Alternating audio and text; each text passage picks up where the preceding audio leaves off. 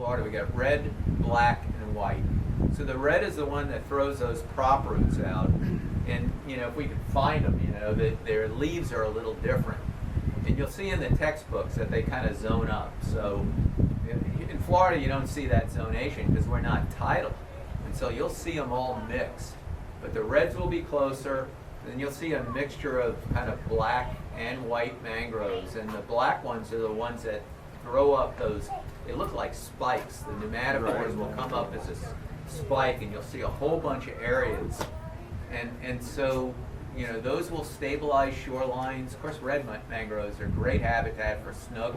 Any of the ambush fish that like cover, they'll use those. And that's one of the challenges of losing so much seagrass. If you fish a lot, the guides won't tell you where, but they always like the holes. You've got a sandy opening and you got edge. And you'll see, spotted sea trout and snook sitting in the grass waiting for something to come out in that sandy area. And sometimes it's not much. It could be the size of a garbage can. Then they're on it and they're back in the grass. And we've lost that habitat to a large degree, and it's going to be a fight to get it back. So how about questions,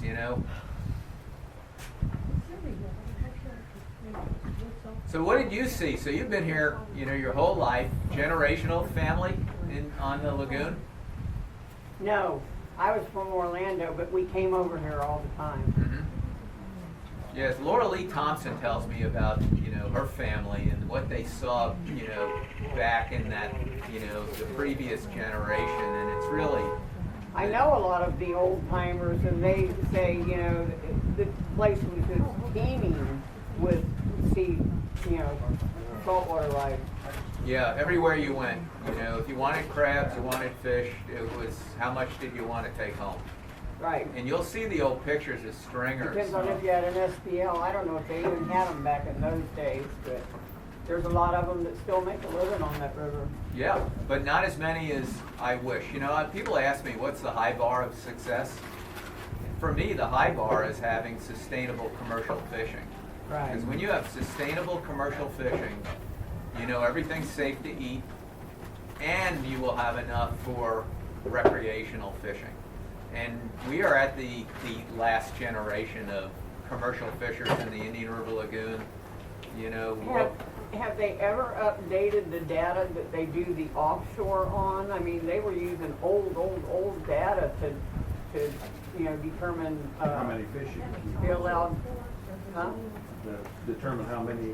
Yeah, how many fish can Yeah, you they have are in updating, but that's always a tension between the science and the regulatory community and the fishing community. Yeah, because they're using data from way back when, but the fish are actually doing better offshore now than they were. Like a red say, snapper. Yeah, some of the 10 years species are ago. coming back. You're absolutely right. I'll tell you a story from Rhode Island that I remember well.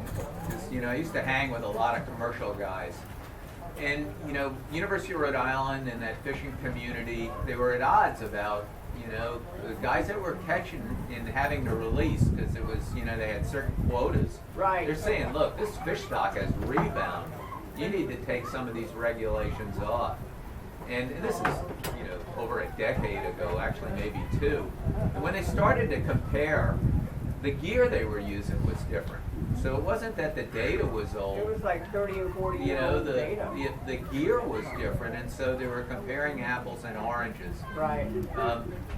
That is starting to come together better, mainly because of the new technologies, the remote sensing technologies. The marine fisheries has got, they make sure there's a good dialogue now between the scientific community and the commercial fishers. It doesn't mean that there aren't lags. If I'm commercially Right. fishing, I want to get as many fish as I can. And Well, then it's got to be profitable for them to remain. No question. And the worry I have right now for commercial in general is that if you've got a boat, you're putting your money, and even the guides who are working, and you know this. So if I'm making my living, like a Captain Billy Rodney up here, and my clientele is all fly fishers, sight fishing, it's mainly, trout used to be the go-to when you couldn't catch anything else, but it was redfish, drum, you know, sight fishing. Well, if I all of a sudden don't have that, you know, or people don't come because they look at the water and it's, you know, just doesn't work. I still have a house payment. I still have a family to support. You know, I still got boats, you know, that I may be making payments on. And upkeep is Yeah, you got to really shift. high. And so a lot of the guides have shifted to either two boats, you know, where they're going more to the inlets or inshore, offshore, because they just can't make a living, you know, just on the lagoon alone. And many of them have sold their boats. And when you think about the boat manufacturing, the Hells Bays, you know, you've got some big manufacturers up here in Edgewater. I mean, that's a multi-billion-dollar industry. And with SpaceX and Blue Origin and everything that's happening at Kennedy Space Center, you know, little quiet Titusville and Oak Hill, you know, in the future aren't going to be that quiet. People are moving in, and they're not looking for urban, they're looking for this. And if I'm a 20-some-year-old engineer and I've got a family and I'm thinking about moving and I can move anywhere I want, you know, I'm going to want a boat.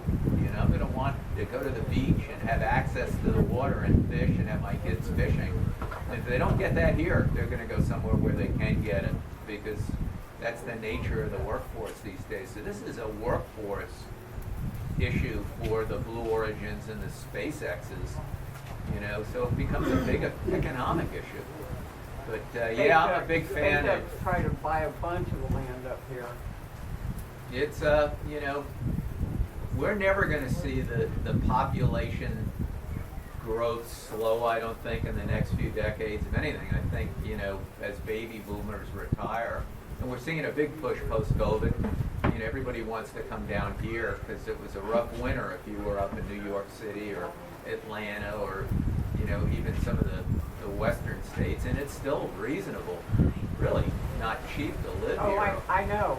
You know, although if you've been to the store lately for groceries or tried to buy a 2x4, you know, well, right now it's not, you know, or gas. But I want to leave you with, though, because food sounds like it's getting ready, smells like it's getting ready.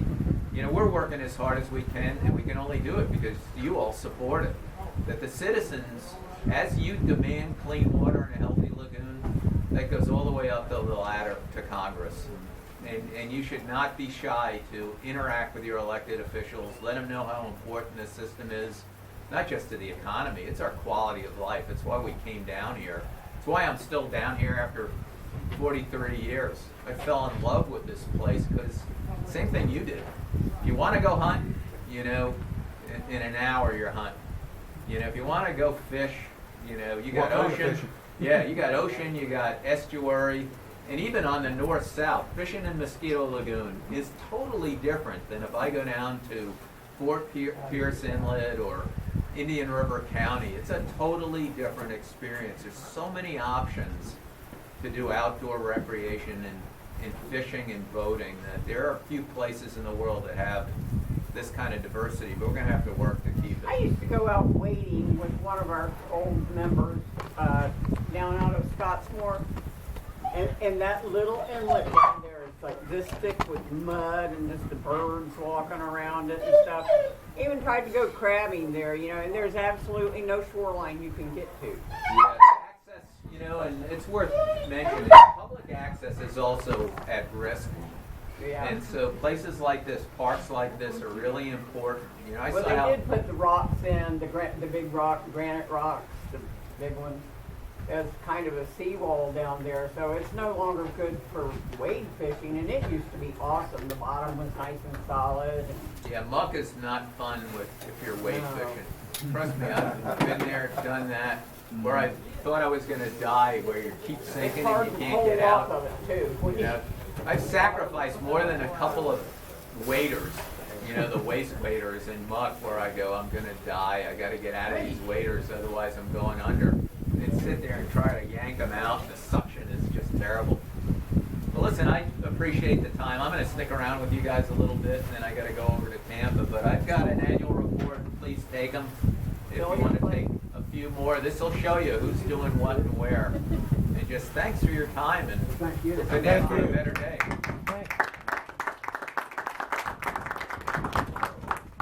let you know there's nothing in camp. I'm going over for chemo, so I agree with you.